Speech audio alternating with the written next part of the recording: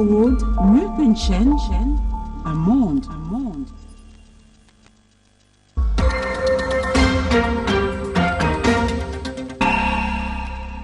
Merci pour votre fidélité renouvelée à la RTGA World. C'est parti avec la deuxième livraison d'actualité sur nos antennes. Le ministre de la Justice, Garde des Sceaux et Droits Humains, Alexis Tambwe Mwamba, a donné ce jeudi le premier résultat de 3 enquêtes sur l'affaire Tombe commune de Maluku. C'était au cours d'un point de presse tenu dans son cabinet de travail au palais de justice.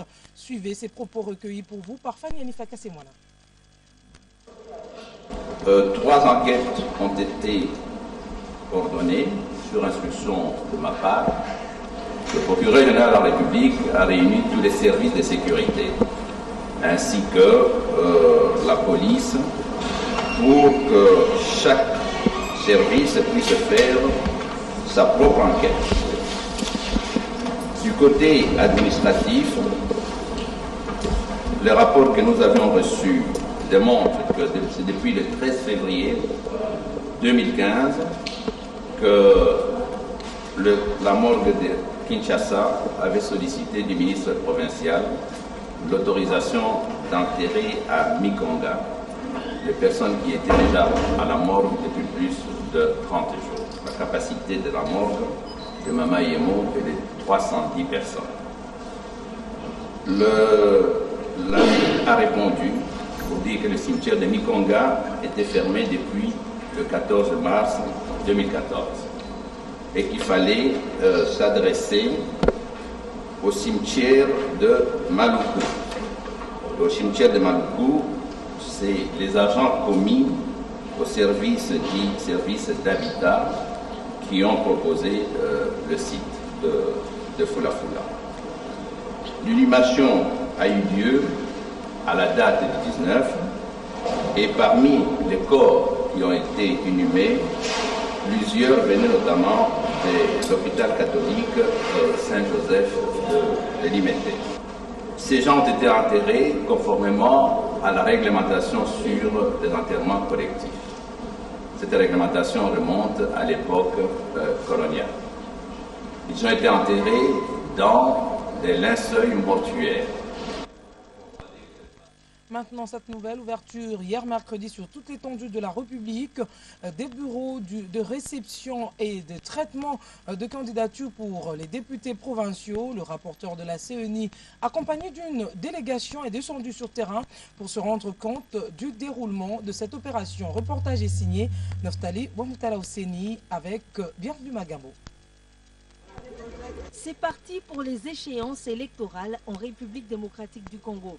Comme annoncé dans son calendrier global rendu public le 12 février 2015, les bureaux de réception et de traitement des candidatures ont ouvert ce mercredi 15 avril 2015. Pour se rendre compte de la faisabilité de cette opération, la délégation de la CENI, conduite par le rapporteur de la centrale, est descendue sur terrain. Premier site visité, l'antenne de Kalamou où le BRTC est installé à la place Inca. Les membres de la CENI se sont imprégnés du déroulement des activités. Ici, les membres ont reçu cette partie politique et 5 indépendants ont retiré le dossier de candidature. Après l'antenne de Kalamou, cap vers l'antenne de Ndjili, située sur l'avenue Luka, au numéro 1/2, quartier 2, dans la commune de Ndjili. Ici, seuls 3 partis politiques ont retiré le dossier de candidature. Le rapporteur de la CENI, qui a confirmé l'ouverture des BRTC, n'a pas manqué de dire. Nous venons de faire le tour des 2 bureaux de réception dans la ville de Kinshasa comme échantillon. Nous avons retenu qu'il y a un démarrage. Plus ou moins 10 partis politiques ont déjà retiré le formulaire. Presque la semaine de retrait de l'interaction entre les candidats et les bureaux pour avoir des informations. Nous avons aussi retenu que les gens, certaines personnes se présentent comme mandataires, mais non munis de mandat. C'est comme ça qu'ils n'ont pas été servis. Parce que pour les retraits de formulaires, il faut être soit candidat indépendant, muni de sa lettre d'investiture, soit avoir le mandat du parti à travers une lettre. Nous supposons que les uns et les autres pourront se hâter Il faut signaler que les bureaux de réception et de traitement des candidatures sont ouverts du lundi à vendredi et cela durera 21 jours, soit du 15 avril au 5 mai 2015 sur toute l'étendue de la République démocratique du Congo. En santé, le ministre national de tutelle a sensibilisé les autorités politico-administratives de l'Équateur pour l'éradication de la lèpre. C'était lors de son séjour avec une délégation de l'OMS. Suivez ce commentaire fait par Clarisse Kokokapalay. La lèpre est endémique dans la province de l'Équateur. Une maladie entretenue par la population autochtone, le pygmée. C'est pour annoncer les nouvelles mesures sanitaires pour éradiquer cette maladie que le ministre de la Santé publique a séjourné dernièrement à l'Équateur. Félix Kabange-Numbi Mukwampa a accompagné la délégation de l'OMS pour la lutte contre la lèpre conduite par Yoweri Sasakawa. Dans les entretiens qu'ils ont eus avec le gouverneur ad interim de l'Équateur, Sébastien Impeto, et le ministre provincial de la Santé, Félix Kabange-Numbi, a insisté sur la pratique du dépistage précoce de la lèpre, ce à travers la sensibilisation de la population. La République démocratique du Congo est le 5e pays au monde en ce qui concerne la prévalence de la lèpre et le 2e en Afrique après l'Éthiopie. Et nous avons tenu à venir ici, à l'Équateur, afin qu'ils puissent voir les avancées notables que la République démocratique du Congo a faites dans le cadre de l'élimination de la lèpre. L'ambassadeur Sasakawa, de son côté, a insisté sur le fait que la lèpre est une maladie guérissable et les médicaments pour les soigner sont gratuits et la discrimination à l'égard de toute personne souffrante de la lèpre est interdite. Il préconise la participation de la population dans ces genres de messages. Les autorités locales, elles aussi, se sont engagées à impliquer les députés provinciaux pour la sensibilisation de leur base. Comme dit tantôt, vous ne vous êtes certainement pas rendu compte, le 14 avril 2015, cela faisait un an exactement que les islamistes du groupe Boko Haram ont enlevé plus de 200 lycéennes de Chibok au nord-est du Nigeria. Le rapt avait suscité une vive émotion dans le monde. Que sont-elles devenues et quelles sont donc les chances de les retrouver? Tentative de réponse dans cette réflexion de Fanny Anifa Kassemwana, commentée par Suzy Kibira-Omari. C'est au soir du 14 avril 2014 que les lycéennes d'une école de Chibok, dans le nord-est du Nigeria, avaient été enlevées par Boko Haram. Une année après, malgré les promesses à répétition des autorités nigérianes et le message rassurant de l'armée qui soutenait avoir retrouvé les traces des otages, le monde est toujours sans nouvelles de 219 lycéennes restées captives des islamistes armés. Le chef du groupe islamiste Boko Haram avait promis de les vendre en esclaves avant d'assurer plus tard dans une nouvelle vidéo de propagande les avoir mariés de force. Selon de nombreux experts, ces deux versions sont envisageables. Et il est fort possible que les otages aient été dispersés depuis longtemps. Dans ces conditions, les chances de retrouver ces 219 adolescentes sont minces. D'autant que le kidnapping du 14 avril 2014, même s'il a été très médiatisé, est très loin d'être le seul crime de ce type commis par Boko Haram. À en croire Amnesty International, au moins 2000 femmes et filles ont été enlevées au Nigeria depuis le début de l'année dernière. Cette persistance des ciblages délibérés d'enfants par les islamistes avait été dénoncée par les Nations Unies et les ONG de défense des droits de l'homme.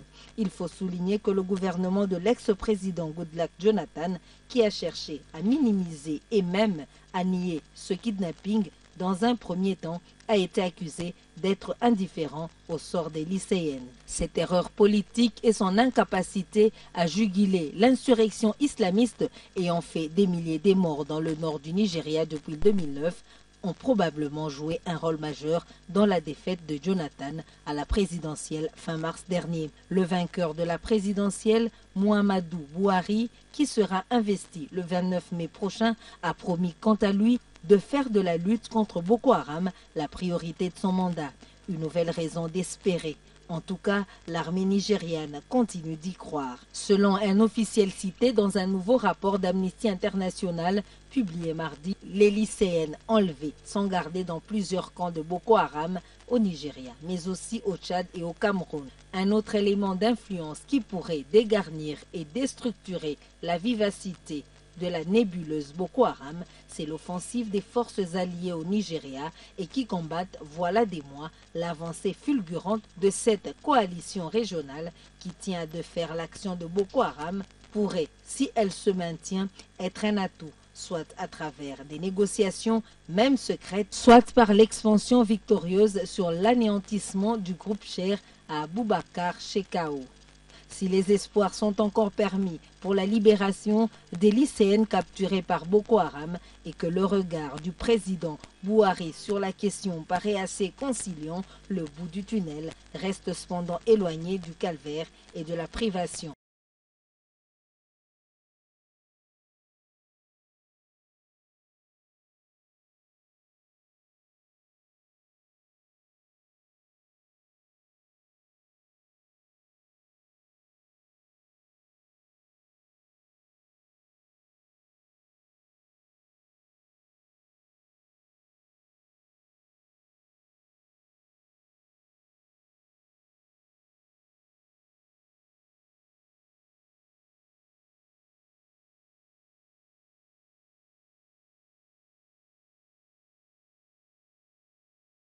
Coco Kalala, son état suggère une prise en charge médicale rapide et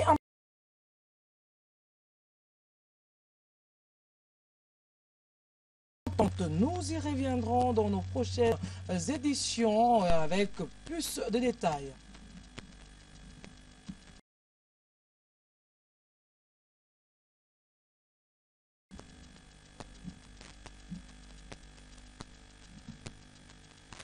Ce journal est à présent terminé. José Olito Marquet et Moussa